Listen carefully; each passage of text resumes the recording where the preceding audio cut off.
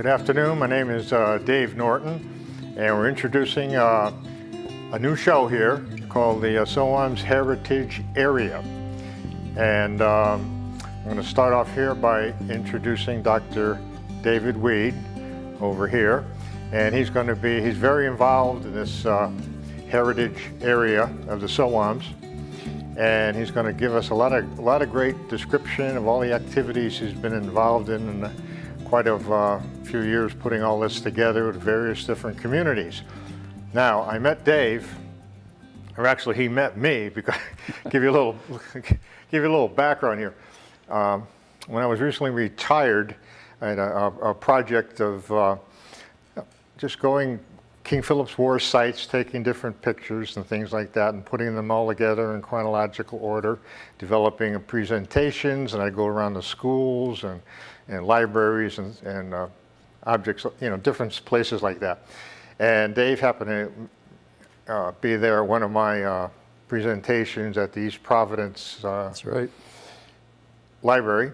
And he saw that, and that's how I met him. And now it's 2 years later, and we're finally getting together. And just another footnote: some of you may know me. I have a TV show for the last 5 years discovering New England history, and that's on public access TV in Rhode Island. It's on Cox Cable and Verizon, and in Massachusetts it's on the Comcast Channel 9, and those are broadcast every week. The other item here is that, to begin with here, about the Sowams area, I think I'll ask David that question there, if he can explain exactly what that entails. Okay. Well, sure, Dave, and thank you very much for providing this opportunity to talk about this project. When I knew that you had a cable TV show, I thought this would be a great opportunity. So thank you for inviting me.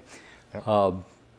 Sowams is a Native American term that simply means southern country.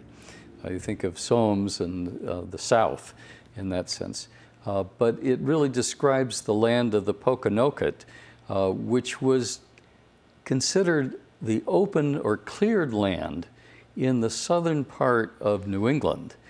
And it became highly favored by the colonists, who of course came to Plymouth in 1620, because the land was so open. That gave them what they saw as an opportunity to both raise crops and to graze their cattle. But that was also the territory of Massasoit. Massasoit lived in what we think is either Warren or Barrington at the time, and he struck a treaty with the colonists to maintain the peace between the Native Americans and the English who were there, and that peace lasted for 50 years. But over that 50 years, a lot of things happened. Let's take a look at a short video clip that I did of a longer piece that you can see on the SowamsHeritageArea.org website, but that'll introduce a little bit about what Sowams is. At the beginning of the 17th century, over 10,000 native people lived in hundreds of villages across what would become southern New England. Settlements of indigenous people in what is now Bristol, Warren, and Barrington, Rhode Island, were known to exist at Mount Hope, Papasquash Point, along the Kickamuit River at the Narrows, and on New Meadow Neck.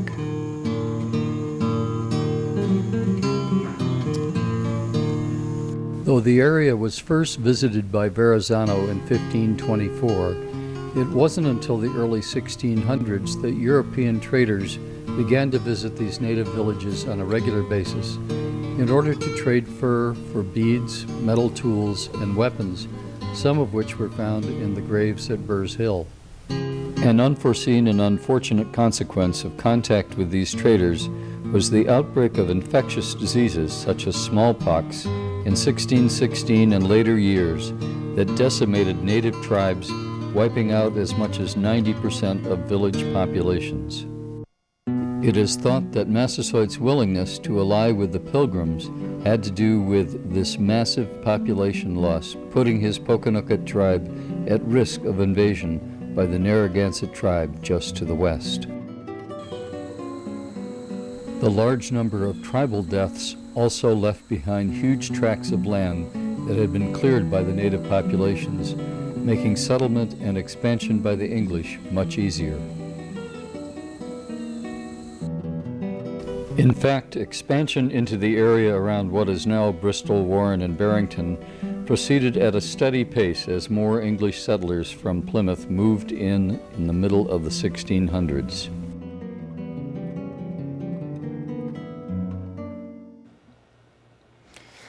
Well, there's a lot more about the history of that time that's included in this 10-minute video, but I thought that little sample would give you some sense of what's so important about this area in terms of its history.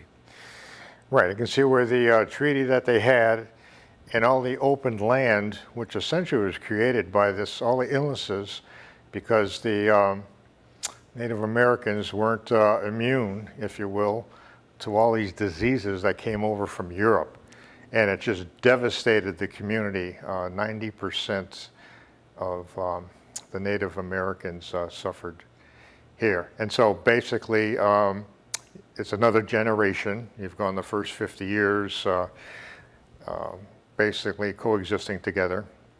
Now it's another generation, and of course, they expand. Each one of those families has another family, and they each had right. many children. They each want their own land and their own property, and that started all the problems right here. Essentially, the population of the colonists exploded. There were over 100,000 by the start of the King Philip War of natives, of colonial people there, whereas the native population was shrinking. It continued to shrink with more illnesses and just the stress of colonization. Essentially, the native people lost their land. Today, we recognize Sowams as the 8 towns from Providence down to Bristol, including Warren and Barrington and East Providence, but also Seekonk and Rehoboth and Swansea. And that's the area that we're calling Sowams today. And that's how people would recognize it today by those towns. But remember, in 1620, those towns didn't exist. Right, and we're in a situation where I think on your next video here, which is really very dramatic. Matter of fact, as we take a look at the video, I'm inclined to watch that and lose train of thought what the next issue is. That's how good they are. It's very majestic, and you can explain how that was done. Exactly. I had somebody use a drone with a video camera to fly over those 8 communities. And I think when you take a look at this one brief segment here, it's about 50 seconds, you'll get a sense, even today, of what the land must have looked like back in 1620. Let's take a look.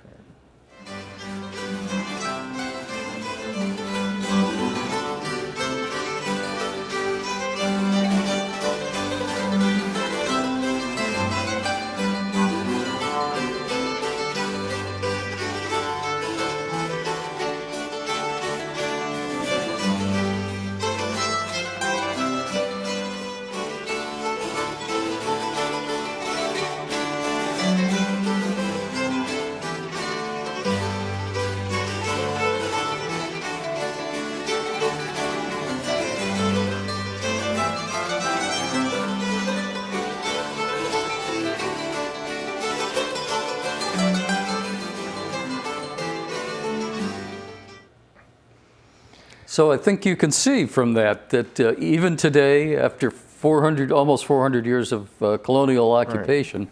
There's still a lot of open space that really needs to be understood and protected. It's beautiful around here, and I think people who grow up here sometimes lose sight of the fact of this is one of the nicest places. It was considered by Miles Standish to be the flower of the patent, he called it, meaning that it was the best place of all in New England to live.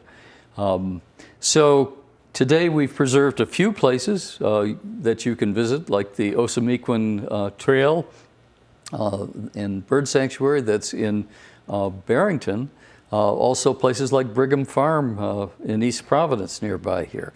Those are good examples of places that haven't changed in the past 400 years, so people who want to get a sense of what this must have looked like then could certainly visit those. Right, and now we're trying to say, looking at it today, are there anything left that we can actually see and sort of put together and sort of visualize what happened back then? There are a lot of different areas. Of course, I've discovered a lot of that when I did my research and took a lot of different slides, and all of a sudden this whole area just opened up. When I give presentations, after my presentations, a lot of times people come up to me and say, I've lived here 50 years. I've driven by that I've driven by that marker or that site every time I go to the grocery store. I had no idea what it represented. And thank you very much. So, and you've probably experienced the same thing. Exactly. And I know when you did your presentation on the King Philip War, I saw slides that included one of the Miles Garrison in Swansea now, and also the Hugh Cole Well. And both of those locations are ones that were easy to identify, and that kind of started me looking for more places. But we found dozens of other places, in fact over 50 locations, where you can still see some evidence from the 17th century. And in addition to the Miles Garrison marker and the Hugh Cole Well, we saw first period houses that are still in existence. Those are houses built before 1700. Those are in Rehoboth and in East Providence as well as Seekonk. The cave where Roger Williams was sheltered during the winter when he left Salem, though that's on private property today, that cave is still there and marked by the Williams family. Also, Omega Pond. Most people know that Roger Williams founded Providence, but they aren't often familiar, including people who live right in the neighborhood in East Providence near Omega Pond, that there's a marker there for where Williams first settled. So that's something people drive by all the time and don't necessarily understand how it's connected to the rest of the history. This is the Miles Garrison marker that people can find near the Miles Bridge in Swansea. And next is the Hugh Cole Well. That's a website. In fact, that's a location that I cleaned up and got a new marker for. But that's behind the Kickamute Middle School in Warren. And next, you'll see a map of which is on the website. This is the map of over 50 locations that are all over the area. And you can find that on the SowamsHeritageArea.org website. And here's an example of one of the first period houses. This is the William Hunt House in Seekonk. And after that, we could look at going into Rehoboth, the Kingsley House. That house is, again, almost 400 years old and still standing today in great shape. And beyond that is the Daggett House in East Providence, not far from Omega Pond, which is coming up here. The next slide is Omega Pond. This is a place that people drive by all the time in East Providence and don't necessarily know that pond is the Roger Williams marker. But this is a couple of graves from the 17th century and the 1600s in Warren. Next is a piece of the Abrams Rock in Swansea. It's right behind Town Hall in Swansea, and anybody can go visit that. And next is the church, the Newman Church in East Providence. People drive by that and may not notice that at the over the front door it says 1643 because that's when that church was first organized. The building, of course, is from the 19th century, but that church was the start of East Providence and at the time was Rehoboth. And next we have Brigham Farm, also in East Providence, but an example of an open area that has remained open since it began back in the 1600s. And anyone can go visit that and walk that property.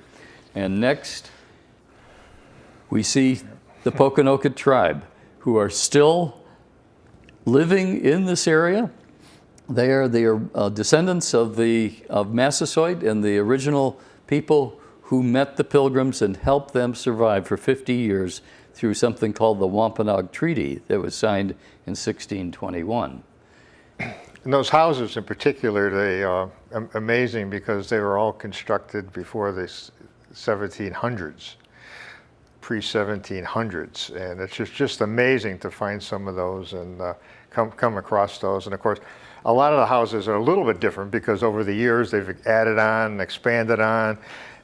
You'd have to do a little bit of research to find out where the original construction was. A lot of it Right. you can take by taking a look at the cellar or whatever, see the stone cellar, see the how it was constructed, and you can basically almost prove exactly how old some of these houses are. Yeah, you took It's me by a challenge. couple of houses in East Providence that Right. I wouldn't have identified as Right. 17th century, but because you did the research, you knew that they were houses that were here, part of that original settlement in East Providence Right. in 1643.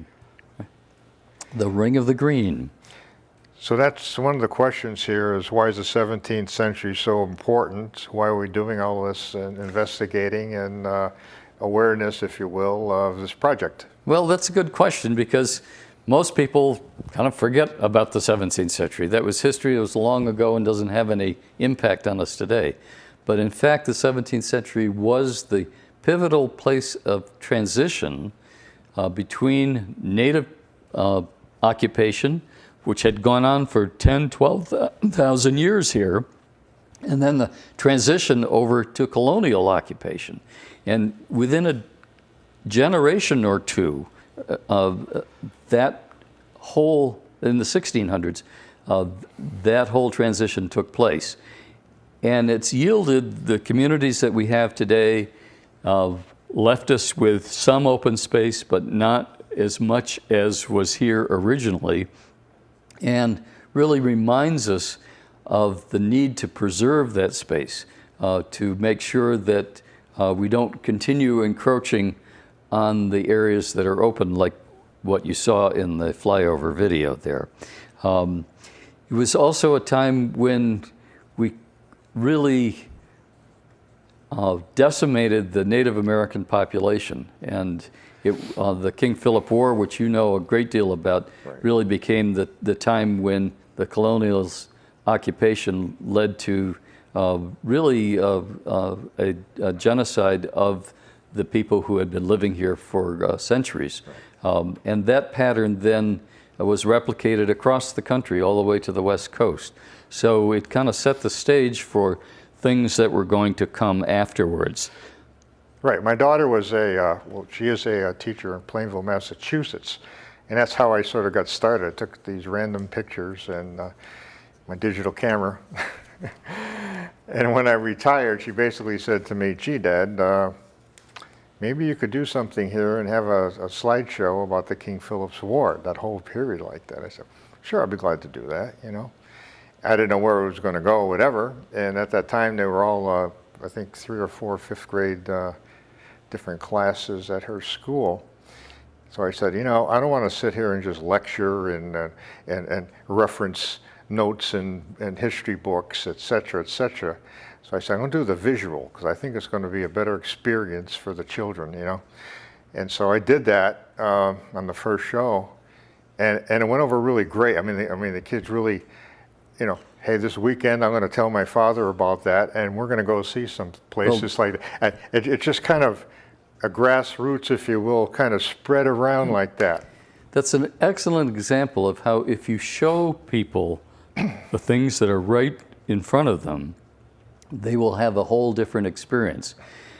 I want to end with a 1 minute video clip of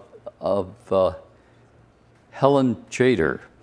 Helen was the person who first came up with the idea of the Sowams Heritage Area. And she saw this area in a way that people who've been living here hadn't seen it. She saw the natural areas. She saw the connection with the original people here. She saw what the colonial expansion has done in this area. And she said, we've got to do something to make people more aware of what this land is and what needs to be preserved. So let's take a look at a 1 minute clip of a 4 minute video that she and Nat Ray did about 4 years ago. It can be argued that Sowams is the pivotal place of cultural exchange between indigenous people and colonizing settlers in North America. Few people realize that there was a peace treaty between the Pokanoket tribe and the Puritans established around March 21st, 1621, which lasted over 50 years. One idea to consider is the establishment of a Sowams National Heritage District, which could provide a framework for an appreciation of Sowams and the role of the Pokanoket in the heritage of our country. A Sowams district could provide an encompassing approach featuring the essential cultural, natural, scenic, historic, and recreational open spaces of Sowams in a way that celebrates this layered history for residents and draws new visitors. If we begin now, we could ensure that the Sowams Heritage District is well established before the 400th anniversary of the Peace Treaty in 2021. Well, there you have it. That's Helen's vision of a Sowams Heritage Area. You may be familiar with the Blackstone Heritage Area. That's a corridor that runs between Providence and Worcester that celebrates the historic events that occurred over 2 centuries in that area. That's become a fabulous way for people to become introduced to things like the Slater Mill and the history that occurred in that corridor that most people, even those who lived there, would never have an awareness of. In the same way, Helen's idea is to have a Sowams Heritage Area that perhaps someday will be a national heritage area that will help people realize and appreciate what we have here. Right, and there's another area too, by presenting all of this and getting involved with the other communities. A lot of these historical sites, some of those slides all those slides that we've shown, in particular the older houses, a lot of communities are saying they're older, they're not important to us, and they demolish them. That's happening all over. I know this for a fact, all over in Massachusetts and places like that, without looking at the history or whatever. And well, one of the things I did, I was on the Seekonk Historical Commission. One of the things I did was, we don't have control of that, first of all, okay? But what we do have control of is, and I got special permission from the homeowner. I said, look, let me go room by room before you take it apart, and I will photograph everything for history. And that's what I've done on one of the houses. And it's amazing when they take it all apart, and if you get a good contractor that preserves houses, they identify every board and drawings of every floor, everything like that, load it all and put it into storage. And there are a lot of people out there that are willing to reconstruct that and put it on another site. Yep. So it's not the end all if you just, for instance, demolish a house. There's an opportunity to actually save history. At least we could possibly do that. And without this awareness, first of all, of the sites and the historical significance of the sites, and it may help out save some of these areas from. Absolutely, and saving both natural areas and historical locations is the whole point of the Sowams Heritage Area. Right. So I hope people will take a look at the SowamsHeritageArea.org website.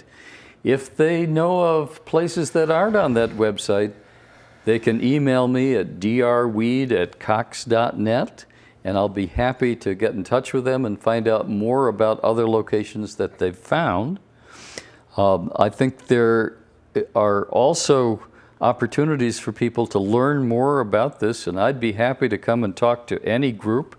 Just let me know, and I don't charge a thing, and I'll bring some pictures and explain to people more about that, about the project, about the website, and how they can become involved.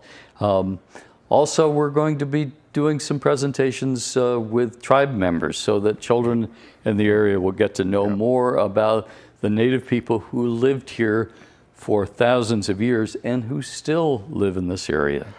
And the exciting part of your project effort is that, okay, individual communities could possibly do this on their own, but you are organizing this whole area of all these different cities, all these different towns, and all collectively getting together and sharing their experiences. And that's the key to this whole project, the Sowams project. Right, yeah. And so when people find one location, they'll find them all.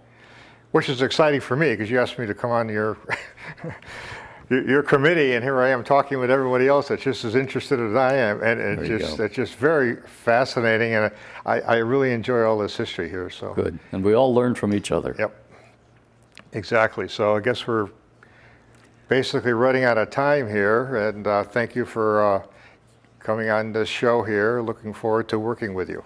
Well, it was a terrific opportunity, Dave, and I hope the people who get to see this show will investigate further, find out a little bit more about what's available in this area, and start their own journey in discovering the Sowams Heritage Area and all the locations that reveal the past that's so important to understanding the present. So from both of us, have a good afternoon and a good evening.